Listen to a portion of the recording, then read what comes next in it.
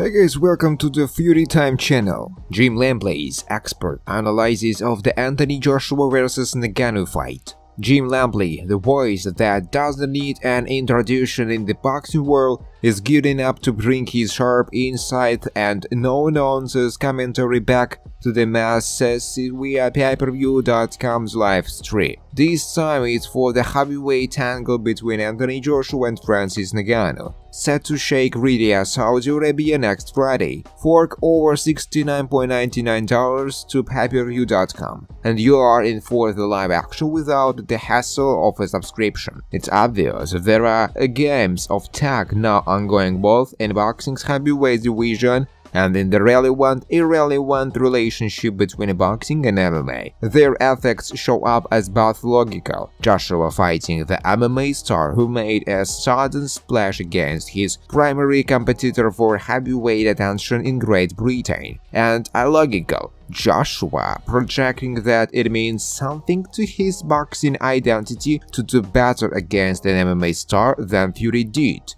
So how much irrelevance will the combat sports market bear? Apparently plenty, but having diluted some of his stardom both via a silly satellite TV, 180 reality show, and then via the shock knockdown and the disputed outcome of his tussle with Francis Ngannou, the once and future heavyweight champion Tyson Fury. Joshua lost some, not all, of his once majestic aura. Ngannou is obviously something entirely different. As time goes by and there are more and more boxing matches governed by boxing rules between boxers and MMA combatants, Ngannou, it's clear the technical gap is closing and the MMA stars are finding more ways to compete. See Fury Ngannou and the disputed brother thing decision. But on the end of the day, this fight, like its predecessor, takes place under boxing rules, and that is still an advantage for Joshua. And with his very near miss against Fury, Ngannou has supplied Joshua with a potentially vital wake-up call, a useful scouting sport, and massive motivation to gain public relations, grounded by indirectly embarrassing Tyson Fury. So at this juncture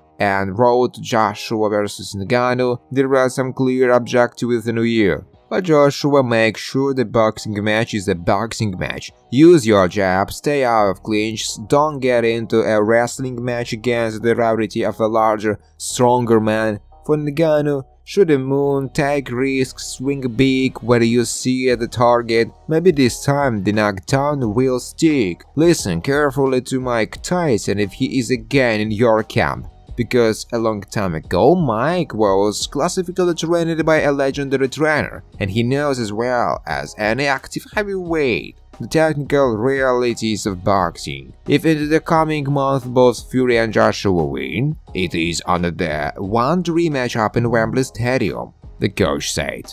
Joshua is the favorite to get the job done and set up a potential world title bout against Filip Hrgovic, but having given Fury a major scare in a fight many believed he should have won on point, Ngannou is confident he can now derail Joshua's plans and is sensing anxiety from his opponent. "We were doing the promo and he was very chilled, very relaxed," Ngannou said. "I asked him if he was okay because he looked a little nervous or something. I asked him if he was okay because I was okay. I had no problem, I was just talking around, louding. I think we are both professional enough to know that we have to do to get to where we want to go," Francis said. Thanks for watching guys. If you like this video, please subscribe to my YouTube channel.